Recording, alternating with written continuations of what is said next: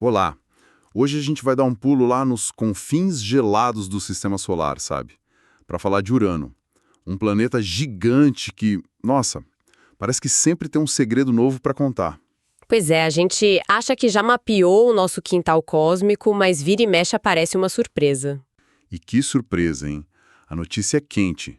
Descobriram uma nova lua orbitando Urano.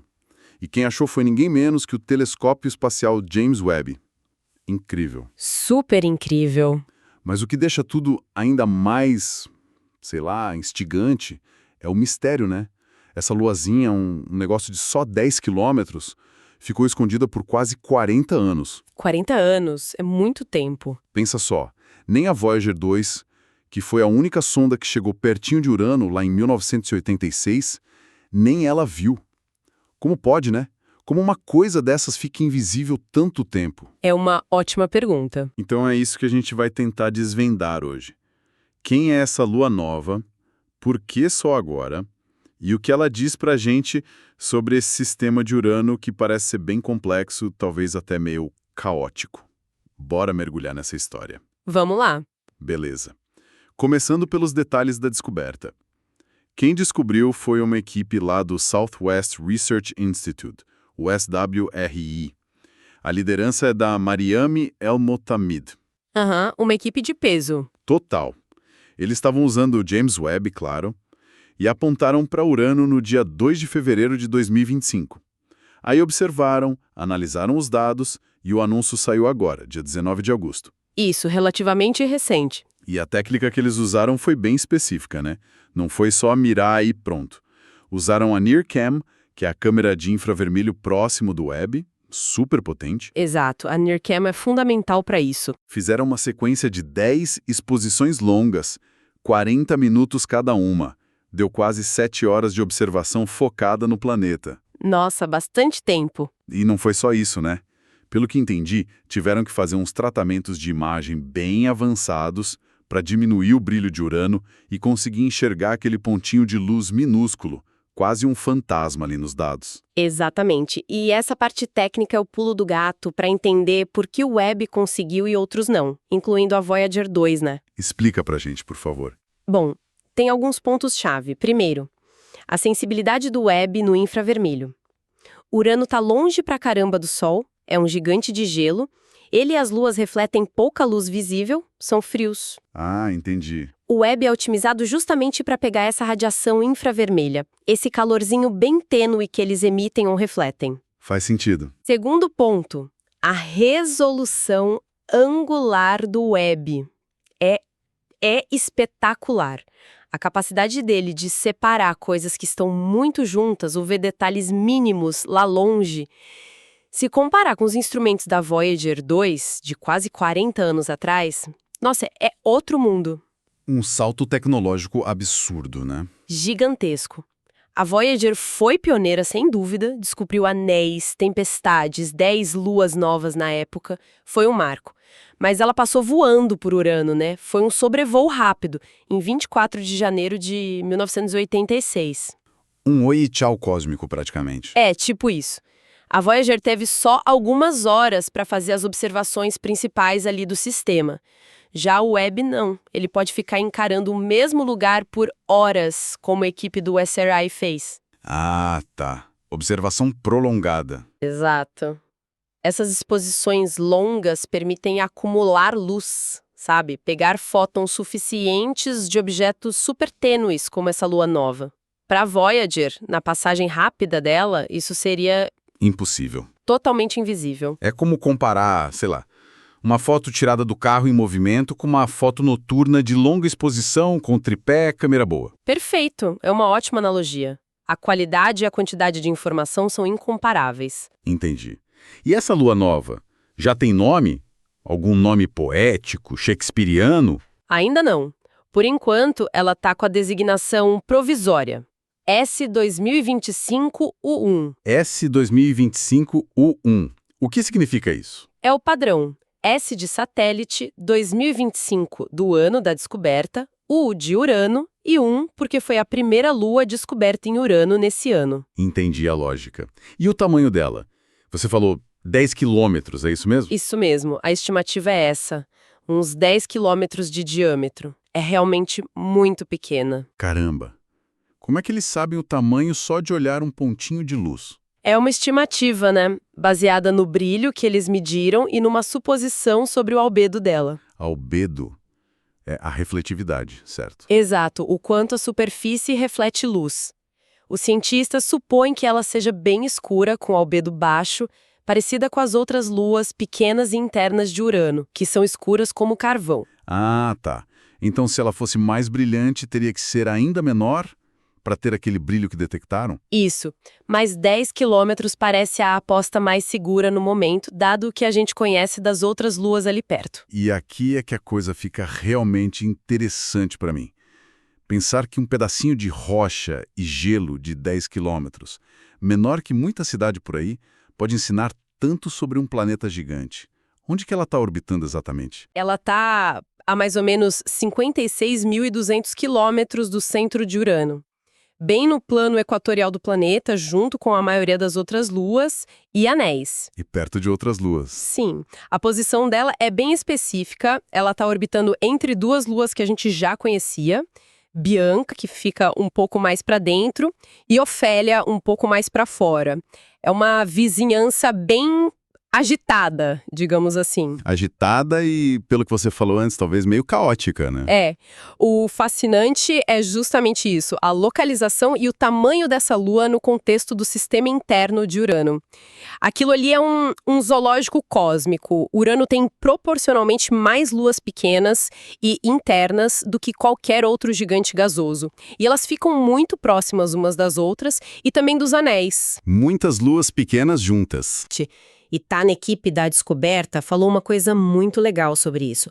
Ele disse que essa multidão de luas pequenas, interagindo com os 12 anéis conhecidos, sugere uma história caótica para o sistema. Uma história que confunde a fronteira entre um sistema de anéis e um sistema de luas. Confunde a fronteira. O que ele quis dizer com isso? Que talvez anel e lua ali seja meio que a mesma coisa ou uma coisa vira outra. É por aí, tipo, em Saturno a gente vê anéis bem definidos, largos, e luas pastoras que claramente ajudam a manter as bordas deles nítidas. Em Urano, os anéis são mais fininhos, mais tênues, e tem essa muvuca de luazinhas misturadas ali no meio. A ideia é que talvez não seja um sistema tão estável e organizado quanto o de Saturno. Talvez essas luas pequenas sejam, na verdade, a fonte do material dos anéis, sabe?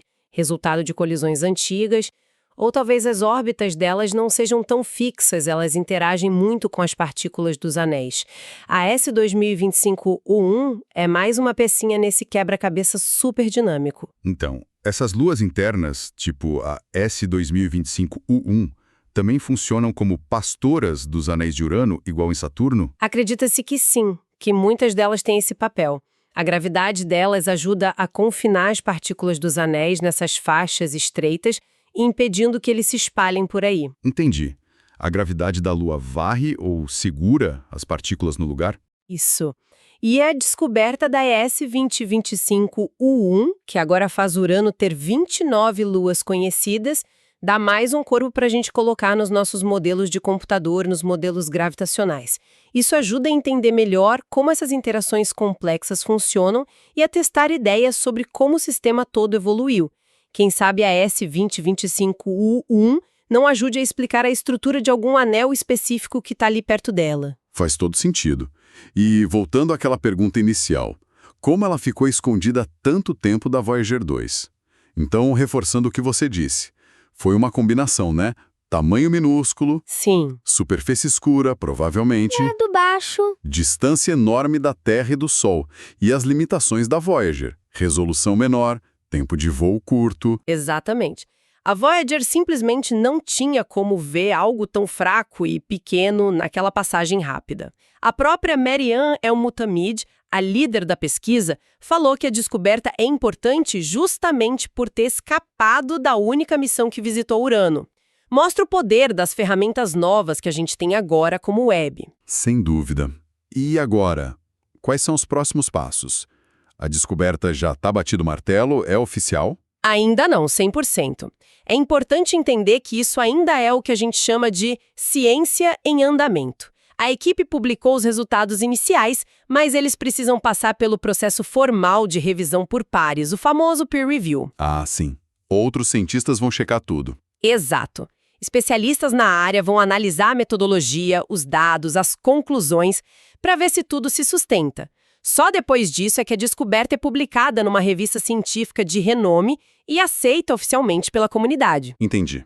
E enquanto isso não acontece, o que a equipe faz? O trabalho agora é continuar observando a S2025-U1 sempre que der para refinar a órbita dela. A gente precisa saber com mais precisão os parâmetros orbitais. Tipo o tempo que ela leva para dar a volta em Urano. Isso, o período orbital exato, e também a excentricidade, que diz se a órbita é mais circular ou mais oval. Ok. E a inclinação, que é o ângulo da órbita em relação ao equador de Urano. E por que esses detalhes da órbita são tão importantes assim? Por várias razões. Primeiro, para confirmar que é mesmo uma Lua numa órbita estável e não um objeto que só passou por ali. Segundo, para avaliar a estabilidade dinâmica dela a longo prazo. Essa órbita é segura ou tem risco dela bater em outra Lua ou ser expulsa do sistema daqui a milhões de anos? Nossa, complexo. E terceiro, para investigar possíveis interações com as vizinhas dela, a Bianca e a Ofélia. Será que elas estão em ressonância orbital? Ressonância orbital. Isso soa como algo importante. O que é? É quando duas ou mais luas ou planetas exercem uma influência gravitacional uma na outra de forma periódica, regular, por causa de uma relação matemática simples entre os períodos orbitais delas. Tipo, uma completa 2 voltas enquanto a outra completa uma? Exatamente. Esse é o exemplo clássico, uma ressonância 2.1. Essa sincronia pode tornar as órbitas mais estáveis em alguns casos ou até mais instáveis em outros. Verificar se a S20025U1 está em ressonância com Bianca ou Ofélia daria pistas importantes sobre a dinâmica e a história recente dessa região ali de Urano. Poderia explicar como elas conseguem ficar tão perto sem bater ou talvez indicar que elas migraram no passado. Entendi. Uma dança cósmica bem sincronizada. Ou talvez uma dança meio perigosa. E o nome definitivo? Quando a gente pode esperar um nome mais shakespeariano? Sim. A tradição dos nomes das luas de Urano é muito legal. O S2025-U1 é só temporário. Assim que a União Astronômica Internacional, a IAU, validar a descoberta oficialmente, depois da revisão por pares e da confirmação da órbita, eles vão começar o processo para escolher um nome permanente. E a tradição é Shakespeare ou Alexander Pope, né? Isso mesmo. Personagens das peças de Shakespeare ou do poema O Rapto da Madeixa, do Pope. Então, pode esperar um nome literário para o S2025-U1 no futuro. Quem sabe qual personagem vai ser homenageado dessa vez? Alguma aposta? Talvez um personagem pequeno, mas crucial na trama. Poderia ser, tem muitos personagens secundários nas peças que caberiam bem, mas a escolha final é da IAU. E o mais animador é que a equipe do SWEI acha que pode ter mais luas pequenas escondidas ali nos dados do Webb, principalmente perto dos anéis internos. Sério? Mais luas? É a suspeita. Analisar esses dados é como procurar agulha no palheiro cósmico, mas a recompensa pode ser achar mais peças desse quebra-cabeça. A caça continua. Que demais! E tudo isso reconecta a gente com o próprio Urano, né? Que já é um torneto muito esquisito por si só. Com certeza. Um gigante de gelo, diferente de Júpiter e Saturno, que são gasosos, e tem aquela característica bizarra. O eixo de rotação dele é quase deitado, quase 90 graus em relação à órtica. Ele meio que rola pelo espaço enquanto gira em torno do Sol. Exato. Isso causa estações super extremas, né? Décadas de luz solar num polo, depois décadas de escuridão total. Bizarro. E por estar tão longe, Urano ainda é um dos planetas que a gente menos conhece no Sistema Solar, né? A visita da Voyager 2 foi rápida e faz muito tempo. Exatamente. Não temos uma missão orbitando lá direto, como a Cassini foi para Saturno ou a Juno é para Júpiter. Por isso, cada pedacinho de informação nova que a gente consegue com telescópios como o Webb, mesmo que seja a descoberta de uma lua minúscula, é ouro puro. ajuda a preencher as lacunas sobre como esses gigantes gelados se formam e evoluem. E eles podem ser o tipo mais comum de planeta na galáxia, sabia? Nossa, não sabia disso. Então, resumindo a grande novidade, James Webb achou a 29ª lua de Urano, S2025-U1, por enquanto. Um toquinho de 10 quilômetros que ficou escondido quase 40 anos, enganando até a Voyager 2. Isso. E se a gente olhar o quadro geral, a importância vai além de só aumentar a contagem. Essa S2025-U1 é mais uma prova de como o sistema interno de Urano é complexo, talvez até meio bagunçado. Tumultuado, como você disse. Ela dá dados novos para a gente entender melhor aquela dança gravitacional complicada entre tantas luas pequenas e os anéis fininhos de Urano. Cada lua nova ajuda a refinar os modelos que tentam explicar como esse sistema nasceu e evoluiu. Uma evolução que, como o Tiscarano sugeriu, pode ter sido bem caótica, talvez cheia de colisões e mudanças de órbita. Então, o que tudo isso significa no fim das contas? Para mim é um lembrete forte de que o universo, mesmo aqui no nosso quintal, está cheio de surpresas. A gente achava que tinha um bom inventário de Urano depois da Voyager 2, mas aí vem uma tecnologia nova como o Webb e, pá, revela coisas escondidas, força a gente a ajustar o que achava que sabia, mostra que ainda tem muito para explorar, né? Exatamente. E isso deixa a gente com uma pulga atrás da orelha, uma reflexão final, né? Pensando nessa história potencialmente caótica do sistema de Urano, que a configuração atual sugere e que essa descoberta reforça, que outras surpresas dinâmicas podem estar lá escondidas? Será que tem outras luas ainda menores? Será que algumas dessas luas estão em órbitas que não vão durar para sempre? Que sinais de colisões passadas ou de órbitas que mudaram a gente ainda não viu nesse sistema tão distante, gelado e, nossa, tão complexo? Fica a pergunta no ar. Fica a provocação para a gente pensar sobre como os sistemas planetários evoluem, né? Nem sempre é um processo calmo e organizado. Às vezes é bem mais agitado.